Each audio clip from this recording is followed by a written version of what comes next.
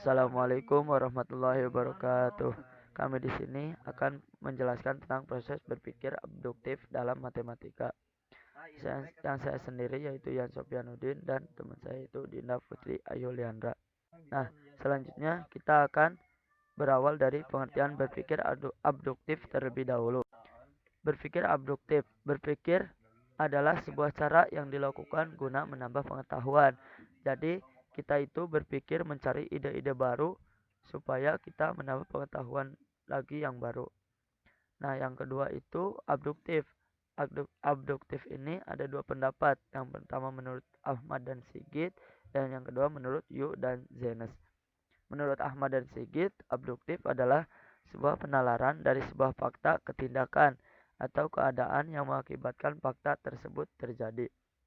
Nah, kalau menurut Ahmad dan Sigit ini, jadi kita itu melihat faktanya terlebih dahulu.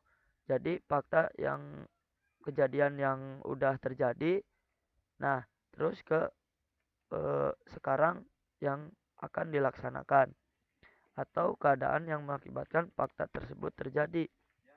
Nah, jadi ada stimulus eh, yang mengakibatkan fakta itu terjadi.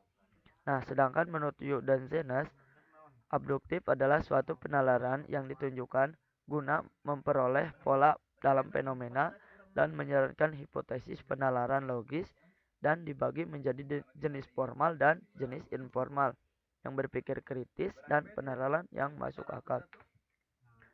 Nah, jika menurut Yu dan Zenas, abduktif ini yaitu penalaran yang memperoleh pola dalam fenomena.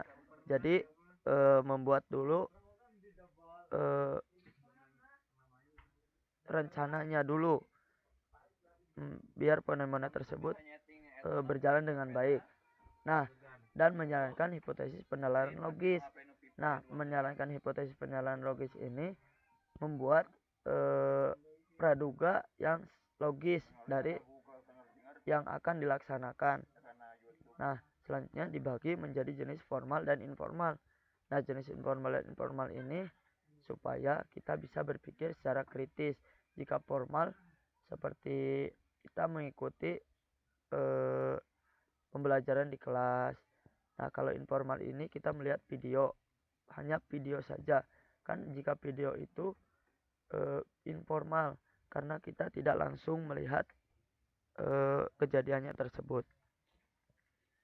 Nah, jadi dapat disimpulkan berpikir abduktif ini yaitu cara yang dilakukan untuk memperoleh pengetahuan dengan menghubungkan fakta suatu masalah yang kemudian dicari proses penyelesaiannya sampai mendapatkan kesimpulan terbaik yang masuk akal. Selanjutnya kita ke kerangka proses berpikir matematik secara abduktif.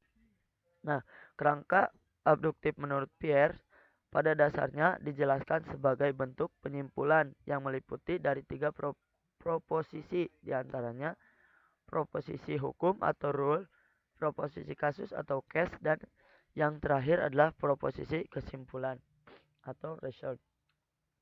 Maka didapatkan sebuah silogisme hipotesis yang terdiri dari premis mayor, premis minor, dan kesimpulan, yang mana merupakan bentuk penyimpulan dari tiga proposisi tersebut, yaitu hukum, kasus, dan kesimpulan itu sendiri.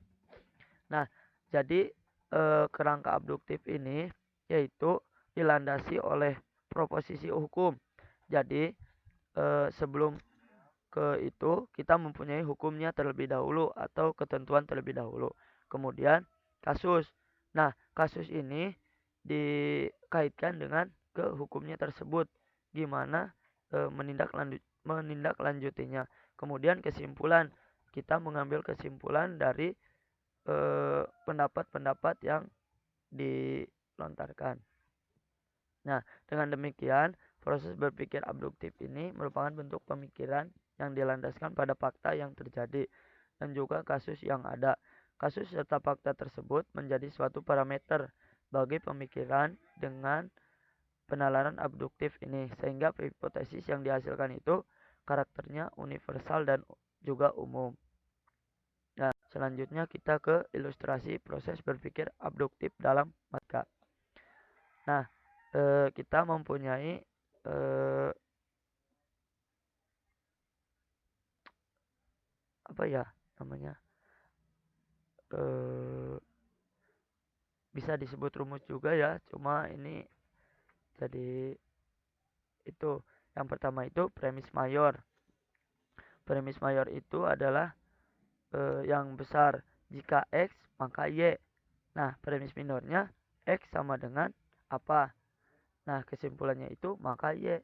Dari rumus di atas dapat ditarik kesimpulan bahwa proses berpikir abduktif ini adalah tahap awal dalam penelitian karena sebagai bagian dari hipotesa atau dalam bentuk silogisme. Maka penggalian atas fakta menjadi tidak begitu penting. Nah, jadi eh, berpikir abduktif ini adalah yaitu tahap awal dalam kita penelitian. Jadi sangat dibutuhkan sekali dalam berpikir abduktif ini. Contohnya seperti dalam bimbingan belajar online bernama Ruang Guru. Terdapat orang-orang yang rajin belajar dan pintar akan ditampilkan sedang belajar menggunakan aplikasi Ruang Guru. Nah, di sana di aplikasi Ruang Guru ini eh, menampilkan orang-orang yang rajin belajar dan pintar. Tetapi di dalam Ruang Guru ini tidak semua orang-orang yang mengikuti Ruang Guru ini rajin belajar dan pintar ya. Jadi ini kan ada terdapat. Nah, terdapat ini adalah kunci. Jadi tidak semua orang-orang yang mengikuti Ruang Guru ini rajin belajar dan pintar. Nah, selanjutnya dalam peristiwa ini dampak dari sebuah produk ditampilkan yaitu bahwa Ruang Guru membuat penggunanya menjadi rajin belajar dan pintar. Maka kita bisa memperoleh kesimpulan abduktif yaitu Ruang Guru adalah bimbingan belajar online yang bisa membuat penggunanya bisa belajar dimanapun. Nah, jadi Ruang Guru ini sebenarnya sih memudahkan kita dalam belajar dan sebagai penunjang kita dalam pembelajaran. Nah, selanjutnya hasilnya ini pengguna Ruang Guru bisa menjadi rajin belajar dan pintar. Nah, jadi hasil dari mengikuti Ruang Guru ini bisa membuat orang rajin belajar dan pintar. Tetapi itu tergantung kepada orangnya ya. Jika orangnya rajin, maka akan pintar. Tapi jika orangnya tidak rajin, maka orang tersebut akan lama dalam menuju pintarnya. Aturannya, karena bisa belajar dimanapun, penggunanya akan bisa mengakses aplikasi tersebut sesering mungkin, sehingga bisa meningkatkan kepintaran penggunanya. Nah, aturan di sini yaitu kayaknya ke hukumnya ya, hukum. Nah, jadi aplikasi ini kan bisa dipasang di laptop, di HP. Nah, jadi kita bisa mengaksesnya dimanapun, asal ada kuotanya. Nah, selanjutnya kita ke kasusnya.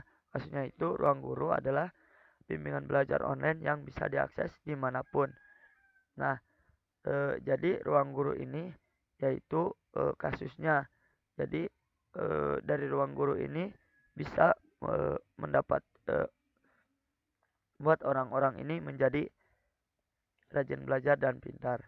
Nah, sekian yang dapat kami sampaikan. Kurang dan lebihnya mohon maaf. Wassalamualaikum warahmatullahi wabarakatuh.